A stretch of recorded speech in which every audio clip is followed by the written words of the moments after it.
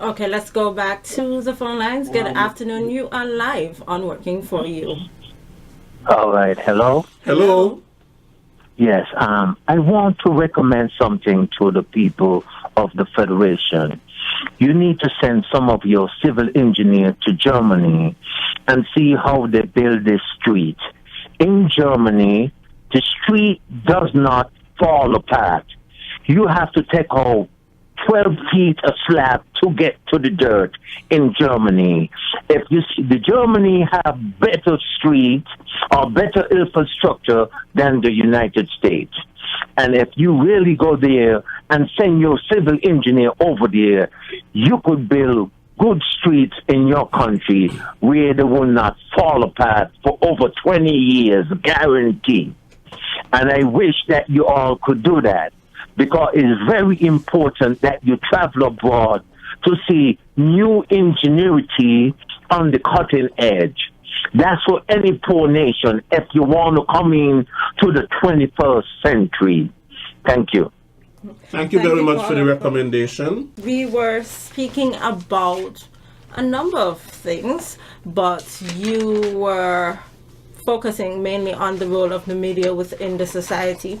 You mentioned that we have some educated persons in the society. We have quite brilliant people in St. Kitts and Nevis, and that these people should be able to weigh what everybody is saying and decipher what is fact from what is fiction. So let's take up from there. Well, of course, we were putting everything in the context of the media. That is what we were talking about. And the gentleman who called in, he began by saying that, you know, some people coming on radio stations and they're propagating all kind of lies and all kinds of things like that. And it seems as though that, you know, that some people are taking the bait. Some people are buying what is being said and that sort of a thing. But of course, what we want in St. Kitts is that we want a critical thinking population. Correct. Of course, people who are able to discern facts from opinions, people who are able to do analysis and assessment and to deduce things. People who are able to tell the difference between truth and tell the difference between lies and so on. Now, the role of the media, you know, you have all kind of media. You have tabloids, you have, you know, one of the things that I learned very early is that not everything that is in the media is true. Not everything written in a book is true. Not because it's in a book mean that it is true. We have to question things. We have to look at things with a critical eye. And so therefore, you know, whatever we read, whatever we hear, we have to be critical in terms of it. We have to do the critical analysis and so on. Somebody told me that a former prime minister said to him that politics is about the art of deception. Well, I definitely do not agree with that. Politics is not about the art of deception. Politics is really about being a humble servant of the people. And if you're about trickery and deception, trying to fool people, the devil is a liar. Politics, of course, must bring to the people that which is the truth. And of course, when politicians on a whole and government and so on does not do that, bring to the people to the truth. That is what transparency means, you know. Transparency means that something that you can see through, not something that is muddy. Accountability means that you're accountable to the people who put you to govern. And so therefore, the transparency and all of that, the sharing of information that is critical to the population is extremely important. Accountability in terms of how monies are being spent, taxpayers' money and all of that. All of those things are important. And that is why the media plays such a crucial role in disseminating that sort of information from government. And so therefore, government media is extremely important. Now, some time ago, I think it was last week, there was a program on Inside the News, and I heard some things, and I was able to do my own assessment and so on in terms of what is going on, and to take from that program some of the positive things and how we can improve actually in terms of the government and its dissemination of information. And there are some things that will be coming on stream in terms of how we can better interact with the media and provide information to the media. Of course, the media cannot definitely say that they have not been given information in this administration, because from my office I know there's a lot of information coming out.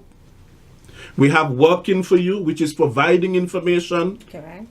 And so on. So I think that there has been a lot of information. Some ask for access, saying that they would like to be invited to government things and so on. Of course, sometimes they're invited, but sometimes they don't come. We know that there's a problem in this country with staffing of media houses, resources for media houses, and so on. And sometimes they're invited to things, but they cannot attend. They cannot attend. But the role of the government media, of course, is to put out the government side of things. Not that we are telling lies in what we put out, but of course we are there to disseminate government information in terms of what is happening in government. Nobody prevents people in the independent media, and I have worked in the independent media, and I know how the independent media works. I know how to ask the hard questions. I know how to be a bulldog. And all of that. And I do not think that anyone has put any sort of a blockade, at least not this government, in terms of the media getting information and so on. But we heard the concerns, and we're just looking in terms of how we can improve our relationship with the independent media. Of course, there are certain things, like there was one time I heard somebody talking about access. One of the journalists and talking about they should have been invited when the president of the CCJ was here. Sir Dennis Byron, who simply paid a courtesy call on the Prime Minister. He was on his way to the airport and he stopped in to see the Prime Minister. Now, I think that was a very poor example in terms of access, because you cannot expect that some things the media can be invited to in terms of government. For example, the media can't be invited to the cabinet meetings.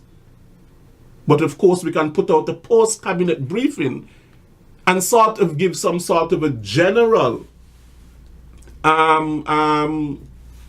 summary of what took place, and not everything can be revealed. And then there were some persons who were saying, why doesn't the government tell the people this and so on?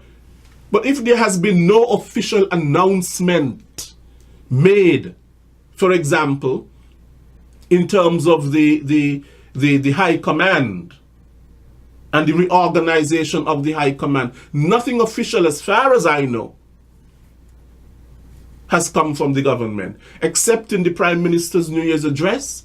He said that there will be some changes. Some media have jumped the gun and gone ahead and then they get into a discussion and saying all kind of things, that why isn't the government this? But the government can only put out information in the time that it has decided to put that information out. Mm-hmm.